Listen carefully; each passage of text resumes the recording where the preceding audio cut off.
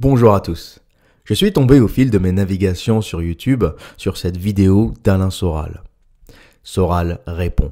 C'est un nouveau concept d'égalité et réconciliation où vous pouvez laisser un message sur le répondeur d'Alain Soral et il répondra à votre question au travers d'une vidéo. C'est vrai qu'on peut être d'accord ou pas d'accord avec le contenu et la pensée d'Alain Soral qui est très controversé, mais je trouve que cela a l'intérêt de soulever des questions que personne ne veut aborder et d'y répondre d'une façon que personne ne veut tenter également. Donc mon avis sur Alain Soral n'est pas un avis tranché. Je ne suis évidemment pas d'accord avec tout ce qu'il raconte, mais je trouve que beaucoup de ce qu'il dit fait sens et a le mérite de soulever et de répondre à des questions que personne ne veut aborder. Et je le trouve d'une façon générale assez rafraîchissant par rapport à la bouillasse et à la merdasse mainstream que l'on nous sert. Mais sans plus tarder, rentrons dans le vif du sujet. Cet audio en particulier est dans le tout début de ses réponses. Il répond à un jeune homme qui l'appelle et qui lui demande quel conseil donnerait-il à un jeune célibataire de 30 ans. Alors, conseil aux jeunes hommes célibataires de 30 ans. Si on veut être assez radical, je leur dirais d'éviter la française urbaine et notamment la parisienne, qui est devenue très, très, très dure à gérer, très pénible et d'un très mauvais rapport, puisqu'elle ne veut plus faire la cuisine, elle ne sait pas coudre. Elle psychologise à mort en ayant beaucoup trop lu, elle et Marie-Claire. Et en fait, elle fait souffrir, elle fait perdre du temps, donc elle ne sert plus à grand-chose, et plutôt se tourner vers les femmes des pays encore qui fonctionnent de façon un peu traditionnelle et qui en plus sont touchées par la mondialisation économique et qui ne rêvent que de se mettre en couple de façon traditionnelle avec un Français qui a encore un certain pouvoir d'achat, un certain standing, et où elle pourrait échanger finalement sa féminité et ses qualités de femme contre de la protection et comment dirais-je, de la survie sociale, ce qui est d'ailleurs très traditionnel. Et pour ça, je préconiserais effectivement les femmes des pays de l'Est. Et par contre, je dirais méfiance pour tout ce qui est africaine, parce que j'en parlais récemment avec Dieudonné à propos d'un youtubeur là, un peu paradoxal qui serait avec une africaine tout en prétendant être racialiste blanc. L'africaine met la main sur le toubab souvent pour de très mauvaises raisons, et il a souvent à le regretter. On le sait quand on connaît les villes de garnison avec les jeunes militaires qui se retrouvent en mission en Afrique, qui ramènent une blaquette, et ça finit en général très mal pour eux. Voilà, donc je préconise la mise en couple avec de la femme de société traditionnelle, Asie aussi, ne pas oublier, Thaïlande, Laos, Indonésie, Malaisie, et Europe centrale. Là, on a des femmes qui aiment aimer les hommes, qui aiment que les hommes soient des hommes et qui aiment être des femmes, qui trouvent normal de faire la cuisine. C'est d'un bien meilleur rapport, et je le redis, évitez à tout prix la parisienne de gauche des métiers de service qui se croit intelligente parce qu'elle a lu pas mal d'articles de psychu dans Elle et Marie-Claire. Ça, c'est l'enfer. Vous savez que Soral a beaucoup traité de la drague, il a beaucoup abordé notamment dans son livre La sociologie du dragueur, le sujet de la drague, la psychologie du dragueur, la vie du dragueur d'une façon générale, le parcours du dragueur, et qu'il a un contenu et qu'il a un savoir assez décent, on va dire, sur la drague. Mais ce qui lui manque à Alain Soral, ce qu'il n'a pas compris et ce qu'il ne connaît pas, c'est le contenu MGTOW, et dont très peu de personnes connaissent et très peu de personnes comprennent. C'est vrai que le MGTOW est une connaissance au niveau supérieur. Beaucoup d'entre vous, et je vous remercie, m'envoient des vidéos de temps en temps d'Alain Soral, m'envoient des vidéos où il me demande, ou m'envoient des questions où il me demande « Peux-tu parler du livre La sociologie du dragueur d'Alain Soral ?» ou qui m'envoient des vidéos de Stéphane Edouard en me disant « Que penses-tu de ci ou que penses-tu de cela ?» Et c'est vrai qu'il y a quelques années, je dirais peut-être même 2-3 ans en arrière, c'est un contenu qui m'aurait intéressé. Mais dès que vous abordez le MGTOW et dès que vous commencez à comprendre la psychologie féminine à un niveau supérieur, vous ne pouvez plus aborder le contenu de la séduction et de la drague comme il l'était il y a ne serait-ce que 3 ans. Le MGTOW a complètement chamboulé les standards, il a explosé la science ou l'approche de la connaissance des femmes. C'est un peu comme demander à quelqu'un qui a pris du contenu MGTOW, qui a pris du contenu pilule rouge, de s'intéresser au contenu ancien de la communauté des pick-up artistes, de la drague et de la séduction. C'est comme demander à un physicien quantique de s'intéresser à la physique élémentaire. C'est comme demander à quelqu'un qui travaille sur la vitesse de la lumière, le voyage dans le temps, les trous noirs, les vies parallèles, les mondes parallèles, d'aller travailler sur la gravité, la pomme qui tombe de l'arbre, l'attraction terrestre. Vous aurez compris que cela sera pour lui d'un ennui profond. Même s'il est intéressant de connaître et de comprendre la physique élémentaire, et le cheminement vers la physique quantique doit forcément commencer par des mathématiques et de la physique élémentaire.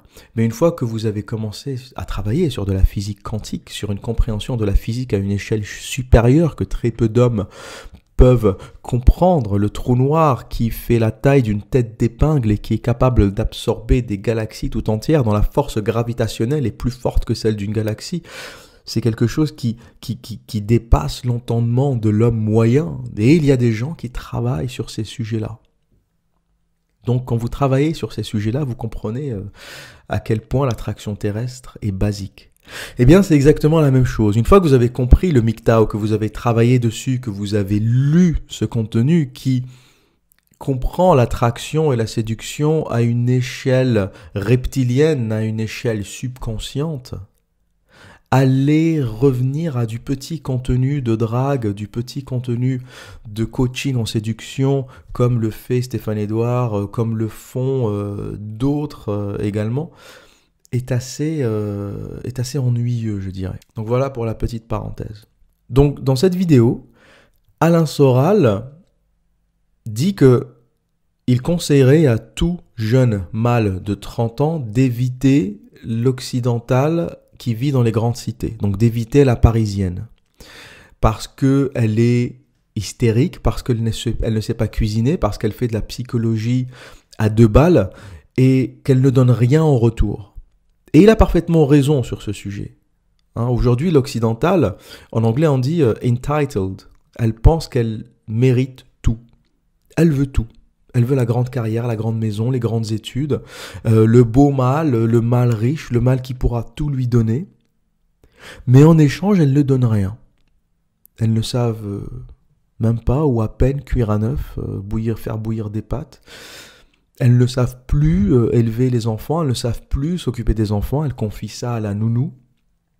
Et c'est vrai que quand on demande à une occidentale, alors voilà ce que je te donne, si vous êtes un mâle qui a réussi et qui approche une femelle et lui dit voilà, je te donne protection, logement, ressources, salaire, voyage, mais que me donnes-tu en échange?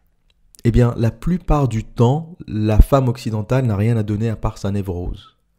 Elles ne savent pas cuisiner, elles ne sont pas aimantes, elles ne savent plus s'occuper des enfants et elles sont toutes névrosées.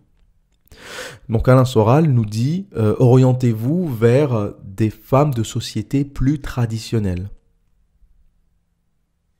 Europe de l'Est, Ukraine, Russie, Pologne, ou Asie, Thaïlande, Laos, Vietnam, qui sont des sociétés qui n'ont pas encore atteint la dégénérescence que l'on connaît.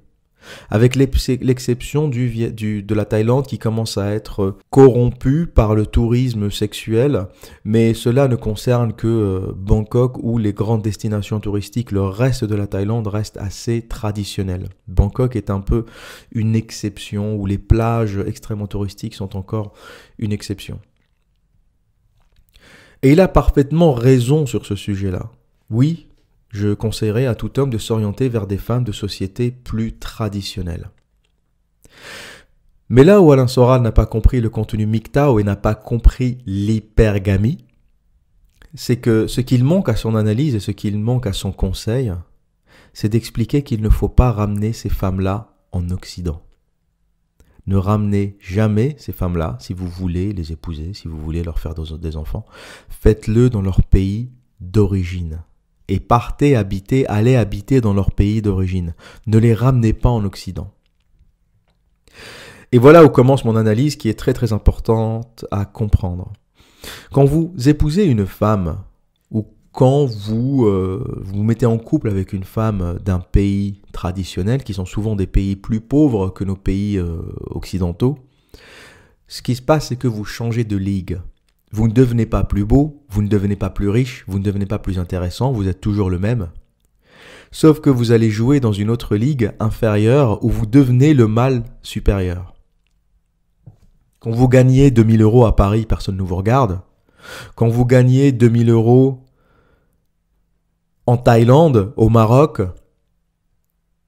eh bien, vous passez dans la catégorie supérieure, dans des pays où les salaires vont de 300 à 600 €. Et donc, c'est comme un joueur qui change de ligue. Par exemple, Thierry Henry, en vieillissant, qui ne pouvait plus jouer pour Arsenal, est allé jouer à New York. Et comme c'est un pays où le football n'est pas vraiment un grand sport et que très peu de gens s'intéressent au football européen, c'est plutôt un pays de baseball, un pays de basket, un pays de football américain, eh bien Thierry Henry s'est retrouvé, malgré son vieil âge à New York, vieil âge relatif pour un footballeur à partir de 34-36 ans, c'est déjà vieux, se retrouve parmi les meilleurs joueurs et marque des buts et se fait acclamer parce qu'il est allé jouer dans une ligue inférieure.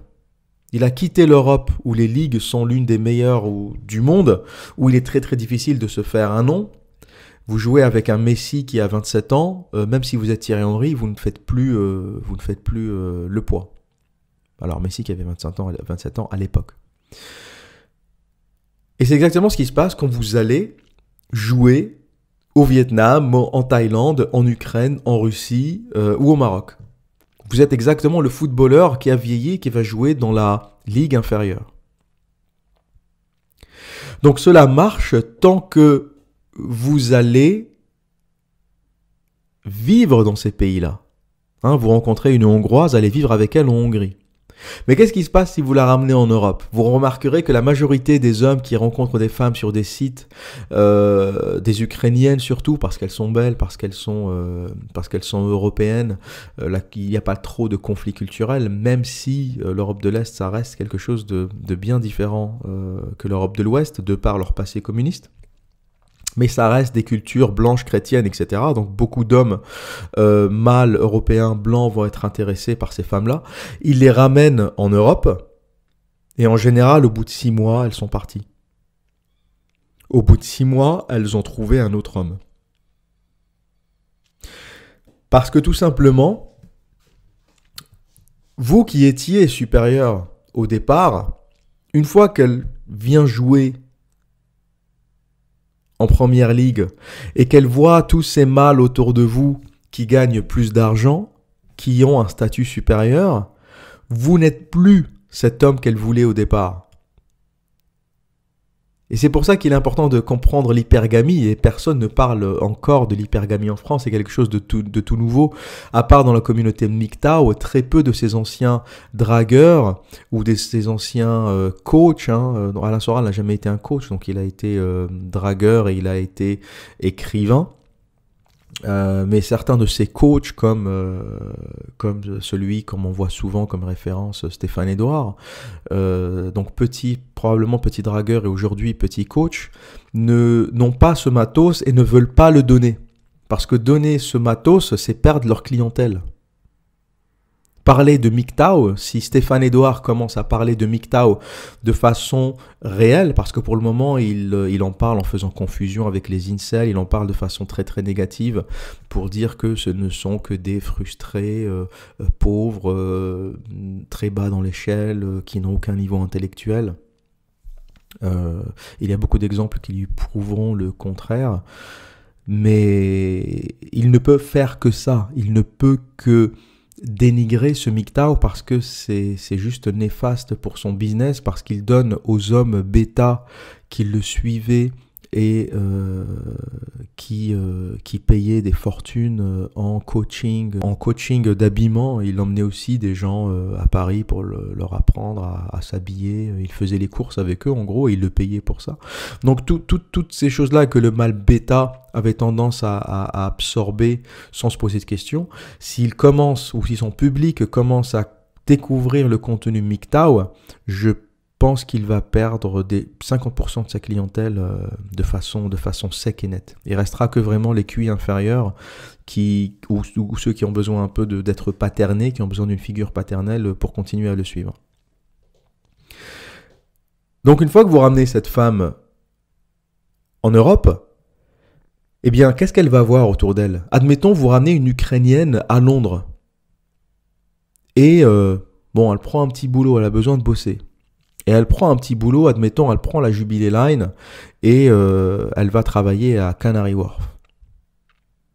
C'est le centre financier à Londres.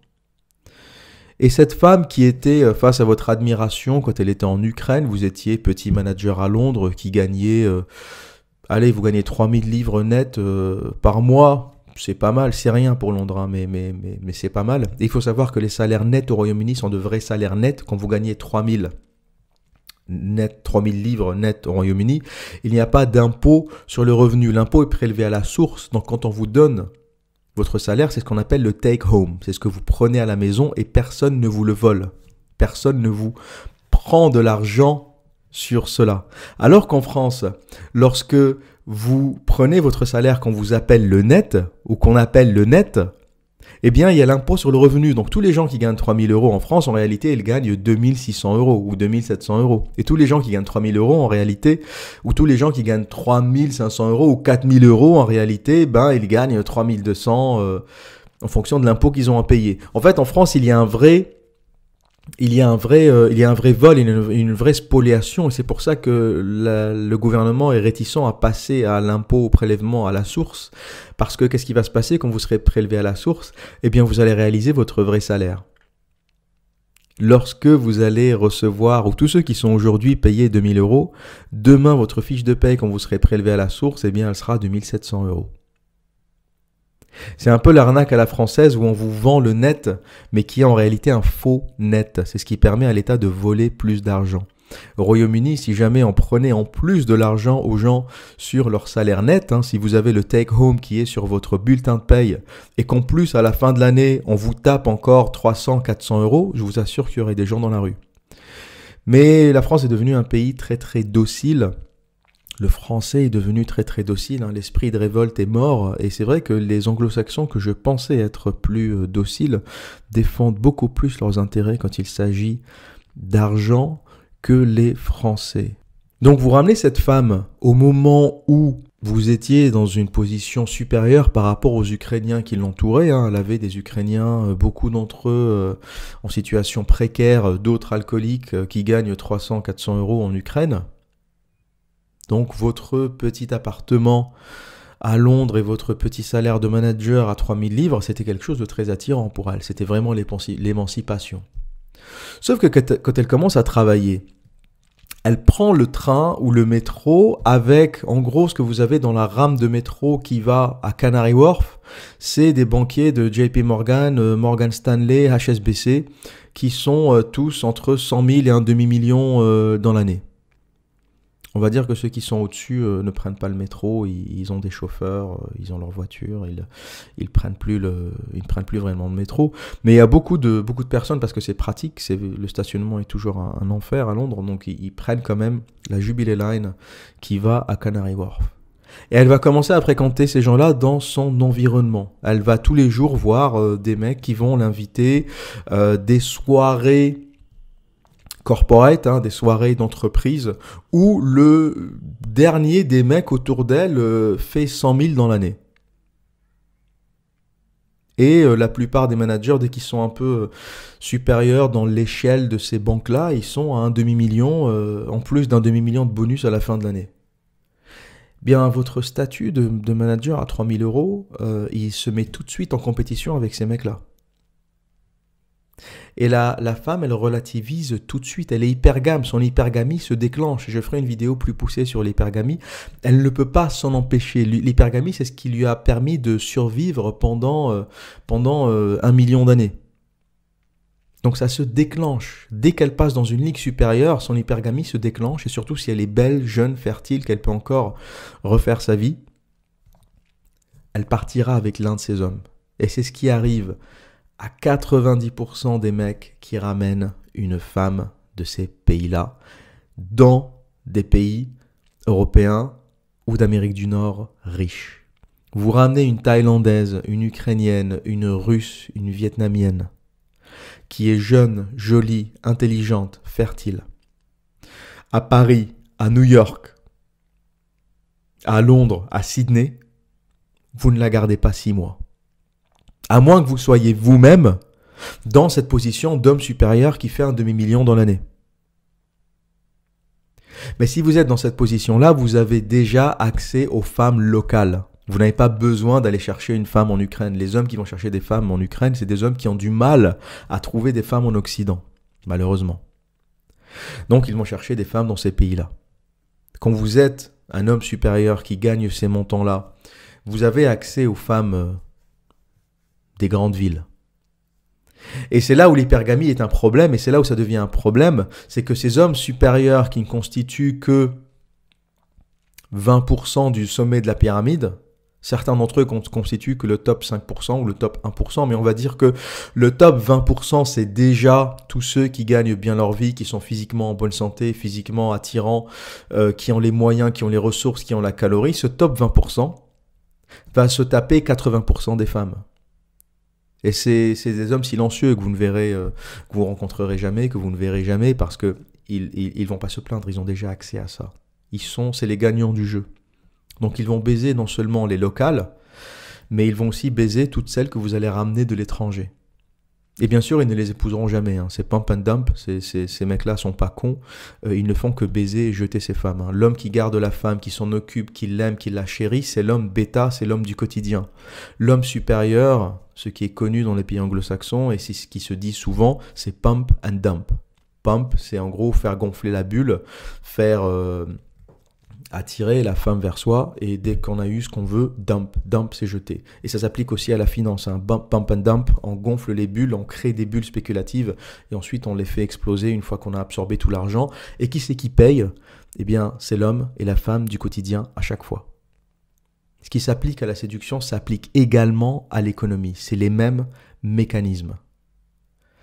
Donc si vous ne voulez pas être victime du pump and dump, si vous ne voulez pas investir, ramener une femme d'Ukraine, de Russie, de Hongrie, de Pologne, la ramener dans une ville riche et risquer de la perdre au bout de 6 mois, eh bien la seule option que vous avez, c'est de quitter ces endroits-là. C'est de quitter ces endroits où les gens sont malades, où la société est malade, et aller vivre dans des pays plus traditionnels où les rapports hommes-femmes sont encore plus sains. L'hypergamie existe toujours dans tous les pays, mais avec votre statut d'occidental, vous serez vu comme un homme supérieur dans ces pays-là. Et c'est la seule chose qui manque vraiment à cette interview d'Alain Soral, à cet entretien, c'est qu'il n'a pas compris encore l'hypergamie. Je ne pense pas qu'il soit familier au contenu MGTOW, et peut-être qu'il y arrivera un jour, ça sera vraiment probablement une découverte pour lui et pour beaucoup d'autres, parce que, encore une fois, et je le répète, le MGTOW, c'est de la physique quantique comparée à la physique élémentaire qu'étaient les sciences passées ou les connaissances passées de la drague, du coaching, même au niveau du développement personnel. Le MGTOW emmène ou déplace cela à un niveau supérieur, et j'essaierai de faire de plus en plus de vidéos qui sont aussi axées pas uniquement femmes et séduction, mais alimentation, sport, développement personnel, sous l'angle du MGTOW, qui est toujours un angle supérieur à la bouillie mainstream que l'on nous vend depuis des années. Donc voilà ce que j'avais à dire pour aujourd'hui. Et comme à mon habitude, et ça fait longtemps que je ne l'avais pas fait, Que dire d'autre? Eh bien, prenez soin de vous et à très bientôt.